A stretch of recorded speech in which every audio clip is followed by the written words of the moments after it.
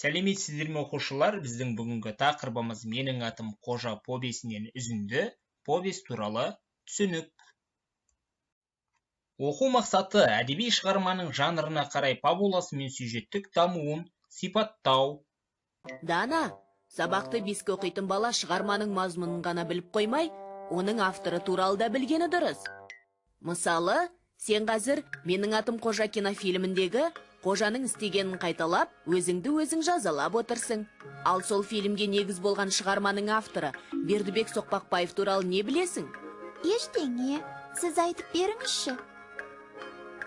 Бердібек Соқпақбаев Алматы облысы, қазіргі Райымбек ауданы, Қостөбе ауылында дүниеге келген.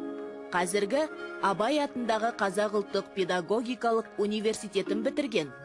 Менің атым Қожа. Балалық шаққа саяхат. Өлгендер қайтып келмейді. 16 жасар чемпион. Тағы да басқа тамаша шығармалар жазды. Менің атым Қожа повесі кімге болса да ұнайтын ерекше шығарма сияқты.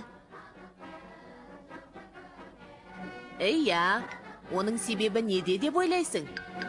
Білмейм.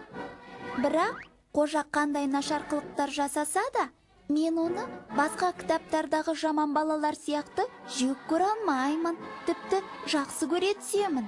Керісінше, жантас жақсы оқитын үлгілі бала болса да, ол онша сүйкімді емес. Мен оны көбіне ұнатпаймын. Міне, менің атым Қожаны басқа шығармалардан ерекше қылатын қасиеті осы. Бердібек Соқпақбаев адамды жаман немесе жақсы деп бөліп, бір қырынан ғана көрсетпейді. Оның кейіпкерлері жақсы да, жаман да болуы мүмкін. Ал баға беру оқырманның еншісінде. Бейнероликті тамашалап болсаңыздар, оқушылар, келесі сұрақтарға жауап беріңіздер. Бірінші сұрақ: Бердібек Соқпақбаевтың қандай шығармалары бар? Екінші сұрақ: Менің атым Қожа повесінің кейіпкерлері кім? Үшінші сұрақ: хикаят дегеніміз не?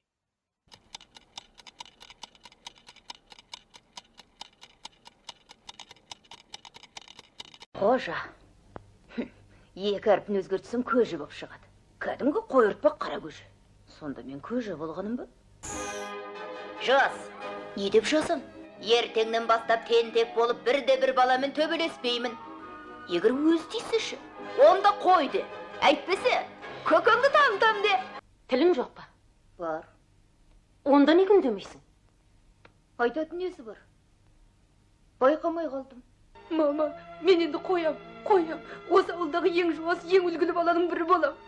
Ант етем, ендігер қой аузынан шөп алатын болсам, оңбай кетейін. Осы айтқанымда тұрмайтын болсам, мені жер жұтып кетсін.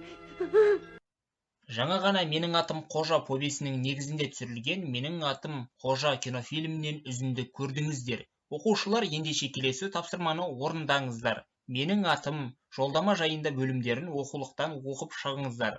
Екі бөлімнің біреуіне сюжетті композициялық талдау жасаңыздар.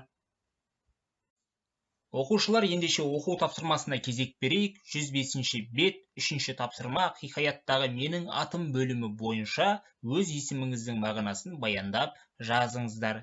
104-ші бет, 2-ші тапсырма, Бердібек Соқпақбаевтың белгілі шығармасының ізімен түсірілген кинофильм туралы ақпарат дайындаңыздар.